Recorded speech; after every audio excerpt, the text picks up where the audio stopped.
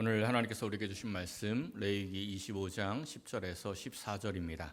구약성경 레위기 25장 10절에서 14절 말씀, 하나님의 말씀 봉독하여 드릴 때 하나님의 음성을 경청하십시오. 너희는 50년째 해를 거룩하게 하여 그 땅에 있는 모든 주민을 위하여 자유를 공포하라. 이 해는 너희에게 희년이니 너희는 각각 자기의 소유지로 돌아가며 각각 자기의 가족에게로 돌아갈지며 그 50년째 해는 너희의 희년이니 너희는 파종하지 말며 스스로 난 것을 거두지 말며 가꾸지 아니한 포도를 거두지 말라.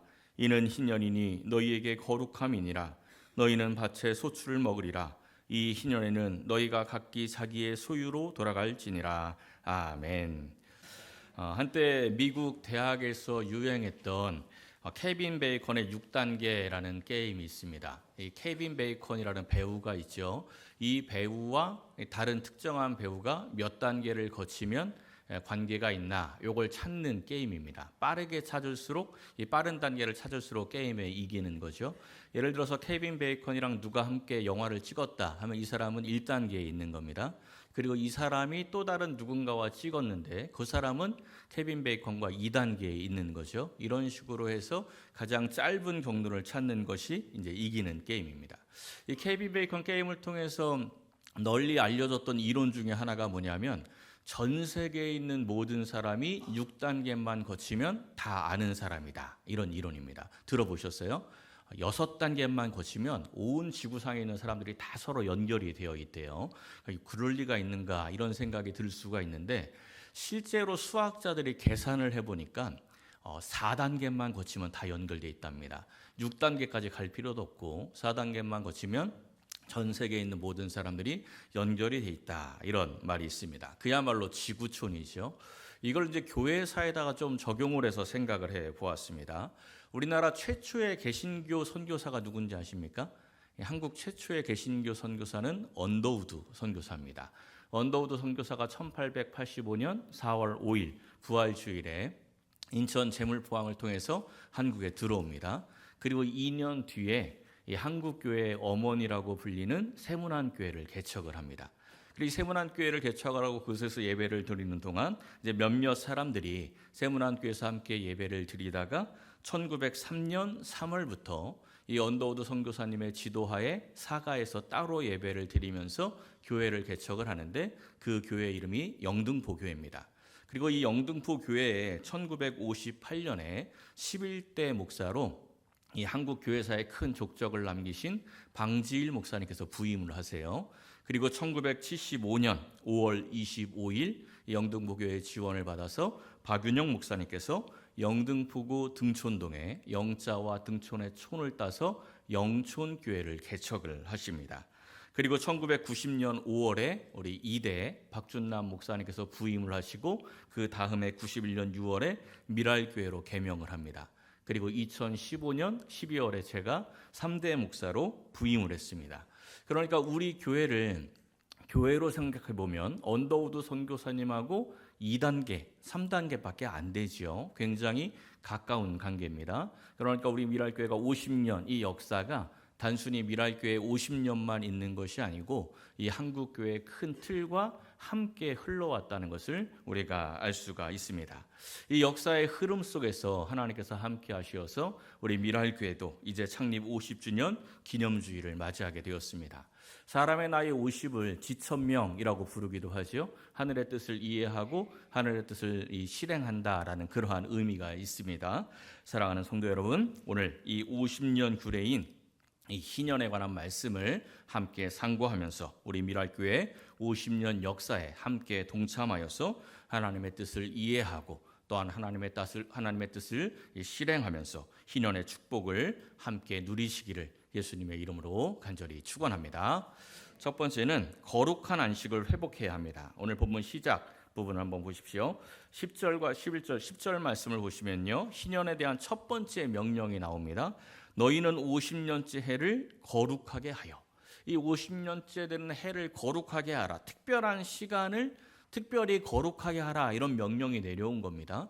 근데 어떤 특정한 시간을 거룩하게 하는 것은 이미 성경에 나온 바가 있습니다. 어디에서 나오죠?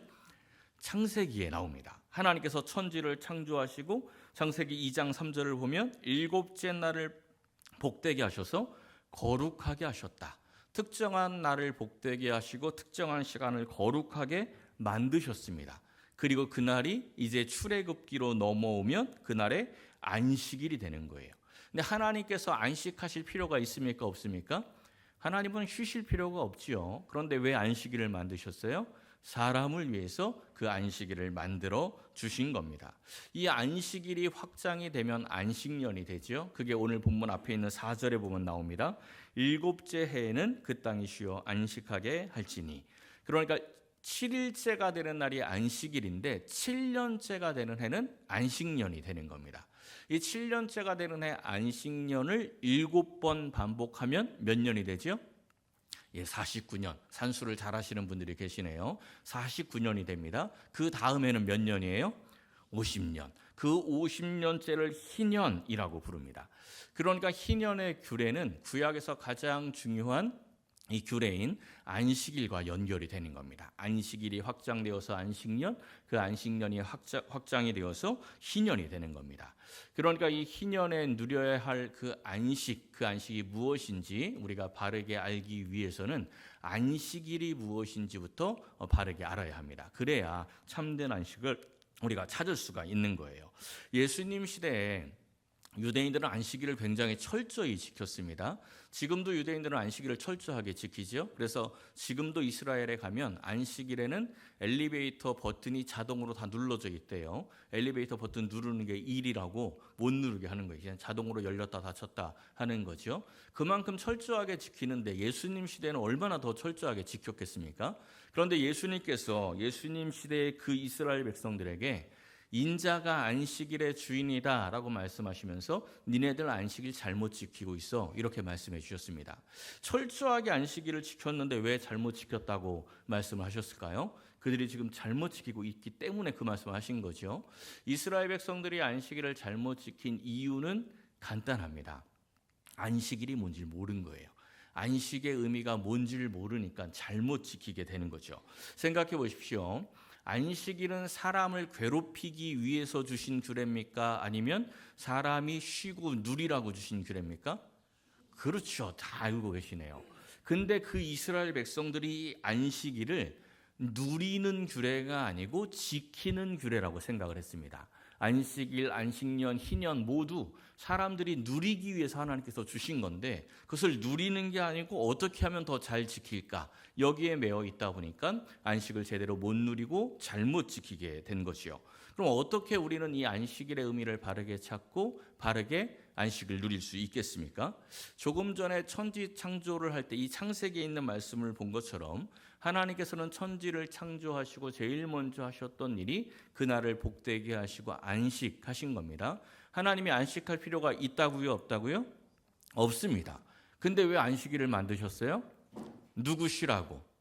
그렇죠. 하나님이 6일 동안 천지를 창조하시고 마지막 날 사람을 만드셨습니다. 그리고 7째 날 그 사람을 에덴 동산에 두시면서 나와 함께 안식하자. 그게 7째 날을 거룩하게 만드시고 안식일을 주신 의미인 거죠.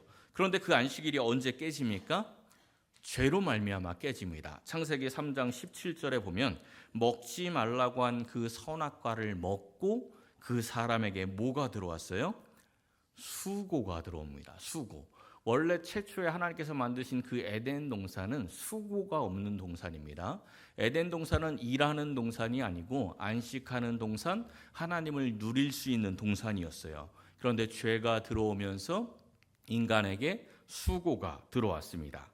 이 수고에서 다시 안식을 회복하는 훈련을 위해서 하나님께서 주신 규례가 안식일, 안식년, 희년 규례가 되는 겁니다. 이 규례들을 누가 완성해 주시죠? 우리 예수님. 우리 예수님께서 구약에 있는 모든 규례들을 완성해 주지 않습니까? 마태복음 11장 28절에 이렇게 말씀하십니다. 수고하고 무거운 짐진 자들아 다 내게로 오라. 내가 너희를 쉬게 하리라. 누구를 쉬게 하겠다고요? 수고하고 무거운 짐진 자들. 수고가 언제 들어왔습니까? 창세기에서 죄로 인해서 들어왔죠. 이 죄로 인해서 영적 수고가 들어온 모든 사람들을 우리 주님께서 이제 그 수고를 없애고 참된 안식을 회복시켜 주시겠다라는 말씀이 바로 이 말씀입니다. 다시 본문으로 돌아와서 한번 보십시오. 희년에 대해서 첫 번째 할 일이 모든 주민을 위하여 자유를 공포하라. 우리가 안식, 거룩한 안식을 회복하면 참된 자유를 누릴 수가 있게 되는 겁니다. 그래서 안식을 회복하고 자유를 공포하라라고 말씀하신 겁니다. 우리 예수님께서 우리에게 오셔서 우리를 안식케 하시고 참된 자유를 회복하게 하셨습니다. 그것이 예수님이 오신 목적이었죠.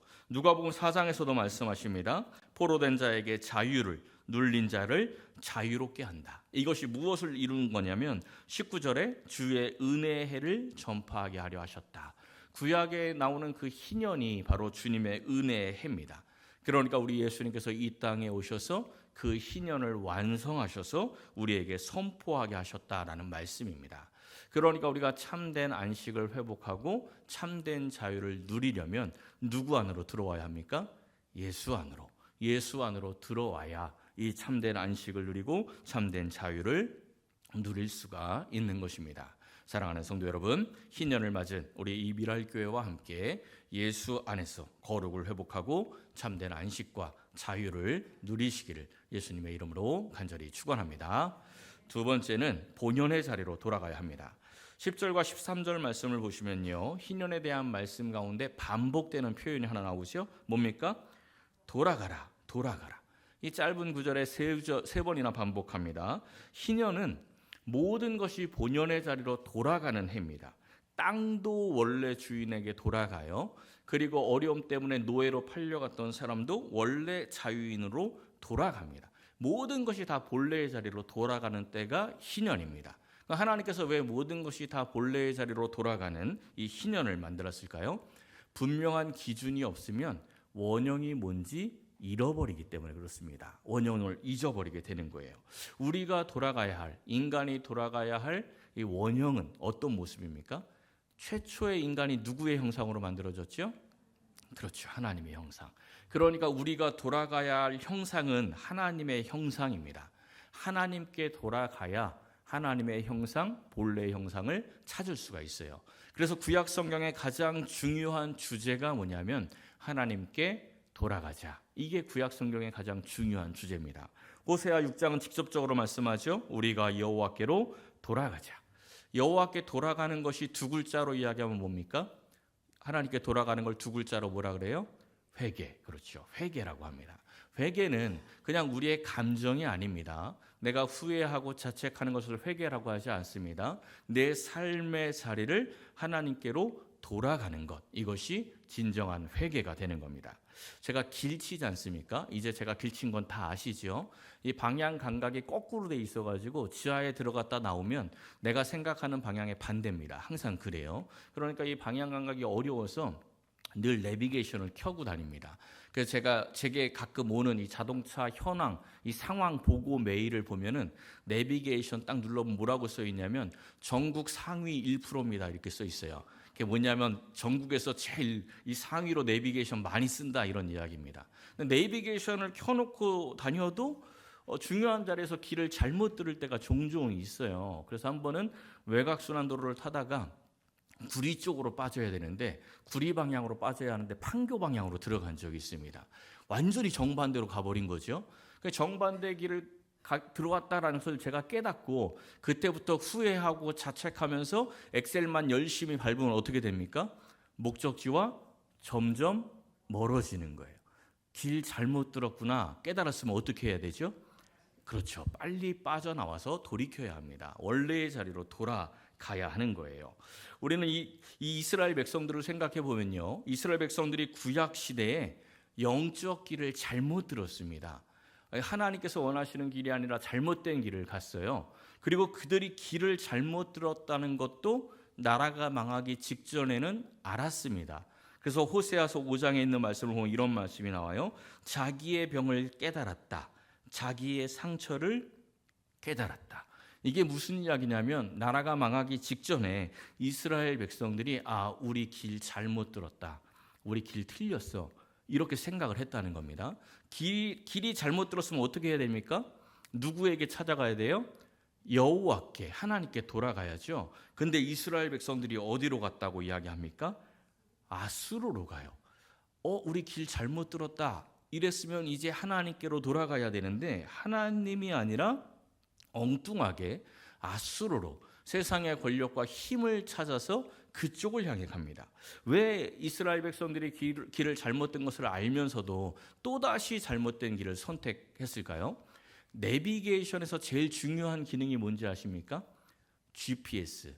옛날에 스마트폰 없을 때도 내비가 있었지 않습니까? GPS를 통해서 내 위치를 정확하게 파악을 해야 새로운 길을 찾을 수가 있는 겁니다.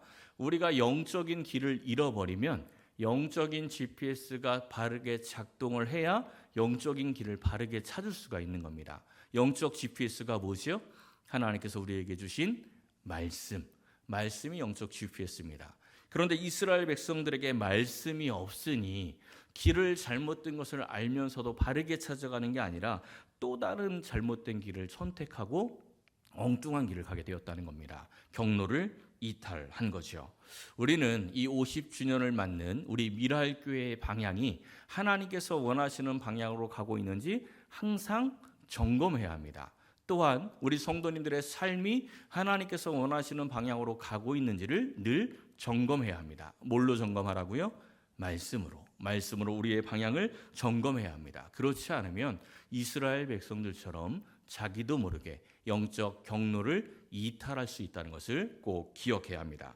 하나님은 사람을 하나님의 형상으로 창조하셨습니다. 그리고 어디에 두셨죠? 에덴 동산에 두셨습니다. 에덴 동산에서 안식을 누리며 하나님을 찬양하며 살도록 만드셨습니다. 우리가 하나님께로 돌아가서 본연의 모습, 하나님의 형상을 회복을 하기만 하면 우리의 삶의 자리도 에덴 동산으로 회복이 되는 겁니다. 하나님의 나라를 누릴 수 있게 되는 것이요. 사랑하는 성도 여러분, 말씀을 통해서 하나님께 돌아가서 하나님의 형상을 회복하고 우리가 있어야 할 본연의 자리, 은혜의 자리, 축복의 자리, 안식의 자리로 회복하여 누리시기를 예수님의 이름으로 간절히 축원합니다. 마지막 세 번째는 참된 가치를 찾아야 합니다. 이 이스라엘 백성들은요, 이 땅을 사고 팔 수가 없습니다. 왜냐하면 땅은 하나님이 주신 기업이에요. 사고 팔 수가 없는데 어쩔 수 없이 어려운 상황이 되면 땅을 팔기는 팔았어요. 근데 영원히 파는 게 아닙니다. 내가 누군가에게 팔았으면 언제든지 그 값을 지불만 하면 그 땅은 내게 다시 찾아올 수가 있는 거예요. 그리고 내가 도저히 어려워서 이걸 다시 찾을 수가 없으면 친척이 찾아줄 수도 있습니다. 근데 친척도 어려워서 찾을 수가 없으면 희년이 되면 그 땅을 무상으로 돌려받습니다. 그러니까 어려워서 팔았던 땅도 희년만 되면 그 땅은 그냥 다시 내게 되는 거예요. 그럼 굉장히 은혜로운 규례인데 이 규례를 현실적으로 한번 좀 생각을 해보면 좀 우려가 되는 부분이 있죠. 희년은 정기적으로 다가옵니다. 근데 내가 누군가에게 돈을 빌려줬는데 48년째 되는 해에 땅으로 갚겠다. 그래서 땅을 줬다고 생각해 보십시오. 그럼 어떻게 됩니까? 내가 손해보는 거잖아요. 그렇죠? 왜냐하면 2년 뒤에 돌려줘야 되니까. 그래서 하나님께서 그 부분에 대한 규례도 주셨습니다. 이렇게 규례를 줬어요. 형제를 속이지 말라 하시면서 희년 후에 연수를 따라서 값을 매겨 사고 팔라. 그러니까 희년이 되면 돌려줘야 되니까 희년이 가까워지면 가까워질수록 그 땅의 가치는 떨어지는 겁니다. 그러니까 이스라엘의 땅값은 역세권으로 결정되는 게 아니고 희년과 얼마나 가깝느냐 이걸로 이 땅값이 결정이 되는 겁니다. 너무 당연하고 합리적인 규례죠. 굉장히 합리적인 규례입니다. 근데 여기에 아주 중요한 신앙적인 의미가 이 안에 들어와 있습니다. 모든 게 본연의 자리로 돌아가는 희년이 어떻게 시행이 되는지 본문 바로 앞에 있는 9절 말씀을 보세요. 언제 시행이 돼요? 일곱째 달 열흘날. 이날을 뭐라고 부르냐면 대속죄일이라고 부릅니다.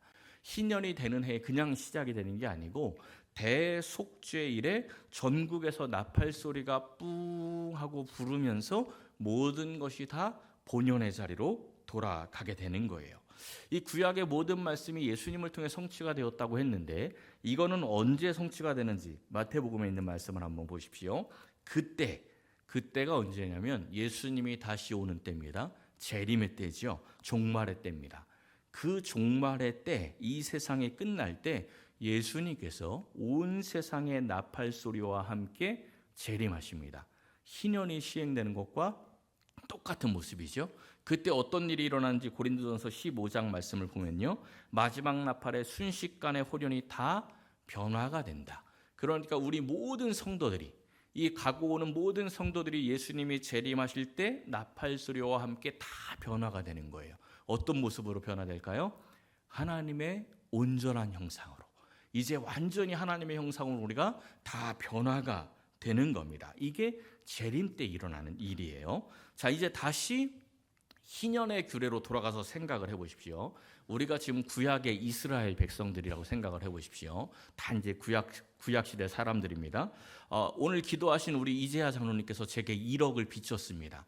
1억을 빚졌는데 갚을 수가 없어서 어떻게 할까 하다가 땅으로 갚겠습니다 하고 땅을 가져오셨는데, 이 땅이 1년에 수익이 2천만 원씩 나오는 순수익 2천만 원씩 나오는 땅이에요. 그리고 땅 가치가 한 10억쯤 되는 땅입니다.